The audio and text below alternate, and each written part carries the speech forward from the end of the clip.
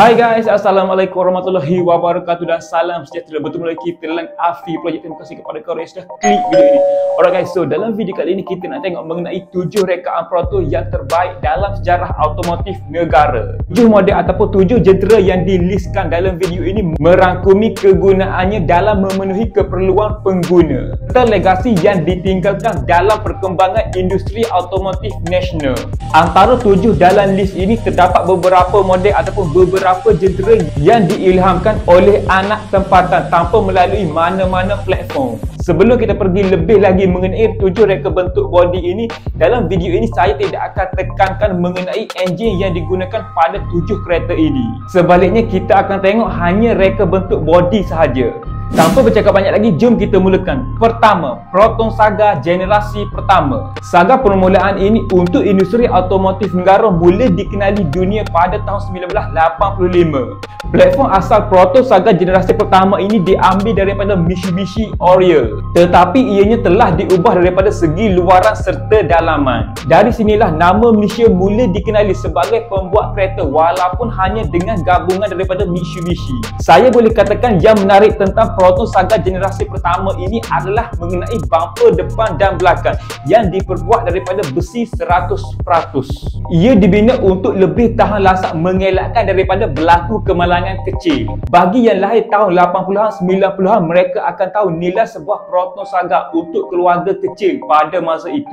Seterusnya, kedua, Proton Wira C99. Proton Wira C99 ataupun lebih tepat lagi dengan gelaran Proton Wira Tianggul. Ia merupakan Proton Wira ciptaan Proton paling unik dan mahal pernah dibina. Seperti yang kita tahu, body Proton Wira diambil daripada sebuah kereta rally yang diluluskan untuk orang awam merasa di atas jalan raya. Lebih tepat lagi, model ini antara kereta ikonik zaman 90-an. Dikeluarkan dengan jumlah yang terhad hanya 2,500 unit saja yang dikeluarkan. Saya percaya pada hari ini kepada peminat Proton Wira ramai yang impikan sebuah body C99 ini disebabkan oleh sport well yang berlebihan daripada body Proton Wira biasa serta ketahanan chassis yang lebih optimal daripada sebuah kereta rally.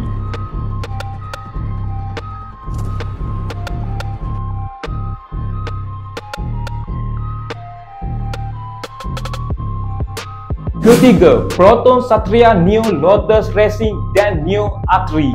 Dua model ini diambil daripada Satria Neo biasa namun telah diberi sentuhan sebagai sebuah kereta nasional yang berprestasi tinggi.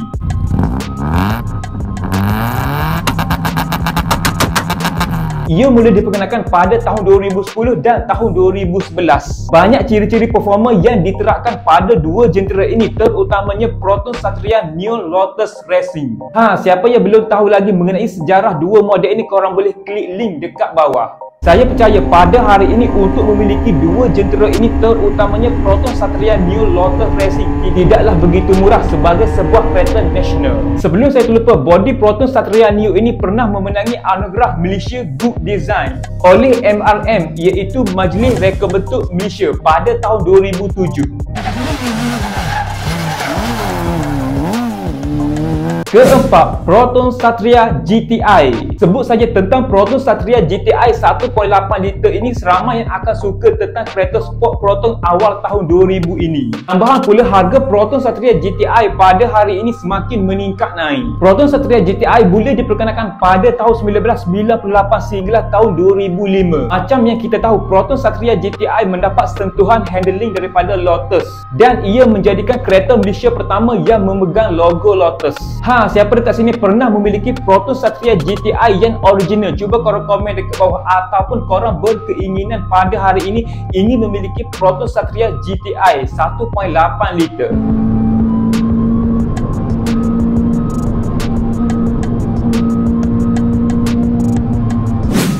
Seterusnya, kelima, Proton Wajah. Proton Wajah dikelaskan dalam segmen C. Saya boleh katakan Proton Wajah merupakan antara gabungan terbaik Proton pada awal tahun 2000, disebabkan oleh 3 company untuk menyiapkan sebuah body Proton Wajah, iaitu Mitsubishi, Volvo dan Proton. Namun ianya telah dicipta 100% oleh anak tempatan bagi mengekalkan India TT sebagai sebuah kereta nasional. Semasa Proton Wajah diperkenalkan tempoh hari, tidak ada kritikan banyak yang dibuat diubah oleh orang ramai berkaitan dengan bodi sedang yang dibina oleh Proton. Wajar juga merupakan kereta pertama Proton yang mendapat banyak pilihan enjin berbanding kereta Proton yang lain.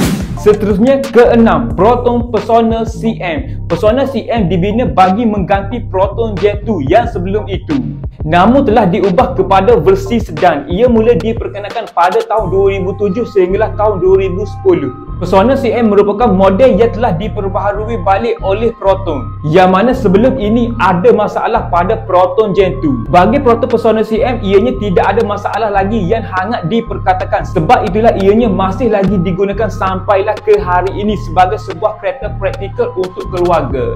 Persona CM juga pernah memenangi anugerah Malaysia Reka Bentuk pada tahun 2007 oleh Majlis Reka Bentuk Malaysia. Seterusnya kita masuk yang terakhir, iaitu yang ketujuh. Ia adalah Proton Iris. Proton Iris mula diperkenalkan pada tahun 2014. Ia dikelaskan daripada segmen B dari kategori hatchback. Berkenaan dengan Proton Iris ini, saya cukup kagum dengan enjin yang digunakan pada Proton Iris ini, iaitu bodi yang kecil dengan enjin yang besar, iaitu 1.6 liter. Berkenaan dengan desain bentuk bodi Iris, ianya merupakan amat sempurna yang dibina oleh Proton sebagai sebuah kereta hatchback. Tambahan pula, untuk menyiapkan sebuah bodi Iris ini, Proton mendapat kerjasama daripada designer terkenal dunia, iaitu Intel Design. Tidak hairanlah Proton Iris pernah memenangi reka bentuk perindustrian terbaik pada tahun 2015 oleh Perbandaran Harta Intelek Malaysia. Dan satu lagi kereta tahunan terbaik pada tahun 2014 kategori hatchback. Yang paling menarik tentang bodi Proton Iris ini, ianya telah diambil oleh MEM, iaitu Milius Ilyas Motorsport, bagi membuat sebuah kereta rally bertaraf dunia yang digelar Proton Iris Art 5.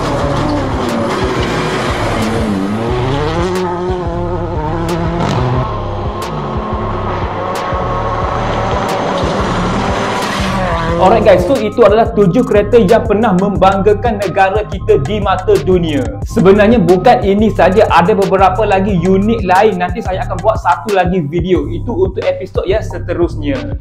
Jadinya saya rasa sampai di sini sajalah video saya untuk kali ini. Macam biasa, jika anda dapat sedikit sebanyak info ataupun knowledge daripada video kali ini, saya hargai sangat jika anda bantu saya dengan 2 klik, iaitu klik tombol subscribe dan klik button like dekat bawah ni. Pastikan korang tinggalkan komen di bawah dan cadangkan apa yang korang rasa perlu untuk saya review ataupun sebagainya.